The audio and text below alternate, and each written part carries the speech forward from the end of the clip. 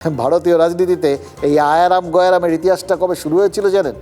অনেক দিন আগে, 1967 সালে।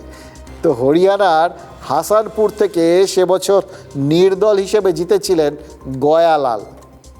জেতার ঘণ্টাখানেকের মধ্যেই গয়ালালের দম বন্ধ লাগতে শুরু করে।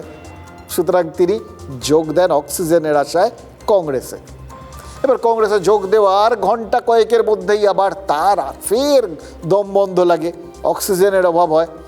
সুতরাং দুপুরের মধ্যে গয়ালাল কংগ্রেস ছেড়ে যোগ দেন ইউনাইটেড ফ্রন্টে। কিন্তু সেখানেও অক্সিজেনের বড় অভাব, দম বন্ধ লাগছিল। সুতরাং বিকেলের মধ্যেই তিনি ফের কংগ্রেসে ফিরে আসেন। এবার গয়ালাল যখন দ্বিতীয়বার কংগ্রেসে ফেরেন, তখন তৎকালীন কংগ্রেস নেতা রাও বীরেন্দ্র সিং একটা অসাধারণ মন্তব্য করেছিলেন। সাংবাদিকদের তিনি বলেছিলেন, গয়ারাম আব আয়ারাম হ্যায়। যারাই দল বদল করেন তারা কয়েকটা, অন্তত প্রথম মুহূর্তটায় অসাধারণ কিছু কোড দেন। তো এই ক্ষেত্রে প্রতিকূল তিনিও কিন্তু বেশ ফিল্ম স্টারদের মতো একটা কোড দিয়েছেন যে এটা নাকি ট্রেলার ফিল্মের, আসল সিনেমা নাকি আরও বেশি বাকি। অর্থাৎ আয়ারাম গয়ারামদের তালিকা সেটা কি তাতে শুরু হয়ে তাতে শেষ নয়, আরও অনেক লম্বা আছে। মানে আমাদের ধরুন সাংবাদিকরা মাঝে মধ্যে তো তারা কোম্পানি পাল্টান, চ্যানেল পাল্টান আর কি। তো বলার সময় ধরুন একটা জায়গায় কাজ করে এসছেন অনেক দিন, সেখান থেকে অন্য একটা চ্যানেলে গেলেন, বলার সময় কিন্তু মুখ দিয়ে পুরনো চ্যানেলের নাম মাঝে মধ্যে বেরিয়ে আসে।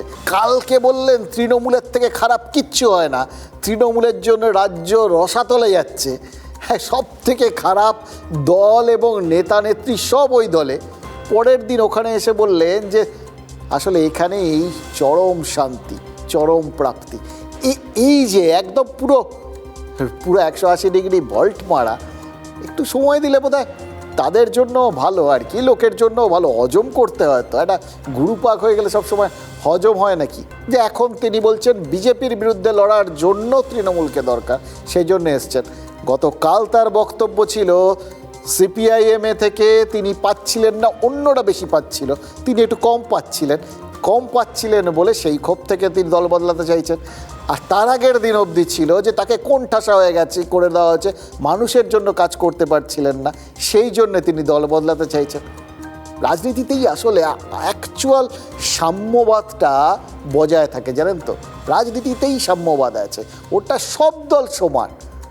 যখন আপনার যেখানে ইচ্ছে করবে বাড়ির মধ্যে এই ঘর থেকে ও ঘর যাওয়ার মতো একবার এ ঘর থেকে ও ঘরে যাবেন, ও ঘর থেকে এ ঘরে আসবেন, কোনো অসুবিধে নেই, সব সমান।